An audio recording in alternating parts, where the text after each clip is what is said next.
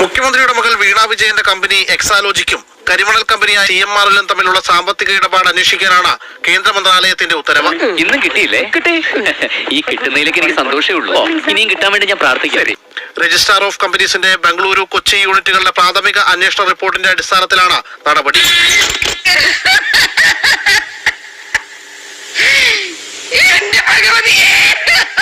ബംഗളൂരുവിലെ ROCയുടെ പ്രാഥമിക അന്വേഷണത്തിൽ എക്സാലോജിക്കിൽ പലതരത്തിലുള്ള നിയമലംഘനങ്ങൾ കണ്ടെത്തി. എന്താ കാര്യം? ടാക്സ് സൂപ്പർ ടാക്സ് അടച്ചിട്ടില്ലാത്രേ. ഇതോടെ ROCയുടെ കൊച്ചി യൂണിറ്റ് CMRLനോടും KSIDCയോടും വിശദീകരണം ആവശ്യപ്പെട്ടു. ബില്ലോ? ഇവരാണ് ബില്ലാതനോ? ബില്ലൊന്നും വാങ്ങിക്കാറില്ല. നമ്മള് പതിവേറായതുകൊണ്ട് വായിൽ എഴുതി കൂട്ടും. മറുപടിയിലാകട്ടെ പൊരുത്തക്കേടുകളും. തുടർന്നാണ് വിശദമായ അന്വേഷണത്തിന് കേന്ദ്ര സർക്കാർ ഉത്തരവിട്ടത്.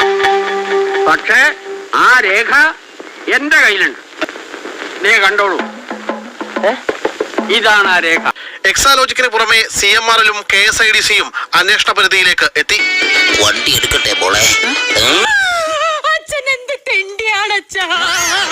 മുഖ്യമന്ത്രിയുമായുള്ള ബന്ധത്തിന്റെ പേരിൽ എക്സാലോജിക്കിന് CMRL 1.72 കോടി രൂപ അനധികൃതമായി നൽകിയെന്ന് ആദായ നികുതി ഇൻട്രീം സെറ്റിൽമെന്റ് ബോർഡ് കണ്ടെത്തിയിരുന്നു.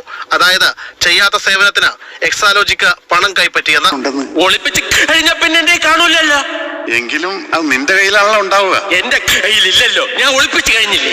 ഇത് ഉന്നയിച്ചാണ് ഷോൺ ജോർജ് അടക്കം പരാതി നൽകിയത്. ഇൻട്രീം സെറ്റിൽമെന്റ് ബോർഡിന്റെ ഉത്തരവിൽ പരാമർശിച്ചിട്ടുള്ള PD അത് പിണറായി വിജയൻ തന്നെയാണ്. കുറച്ചുപേരെ എല്ലാ കാലത്തും പറ്റിക്കാം, എല്ലാരെയും കുറച്ചു കാലത്തേക്കും പറ്റിക്കാം. പക്ഷേ എല്ലാരെയും എല്ലാ കാലത്തും പറ്റിക്കാൻ പറ്റില്ല.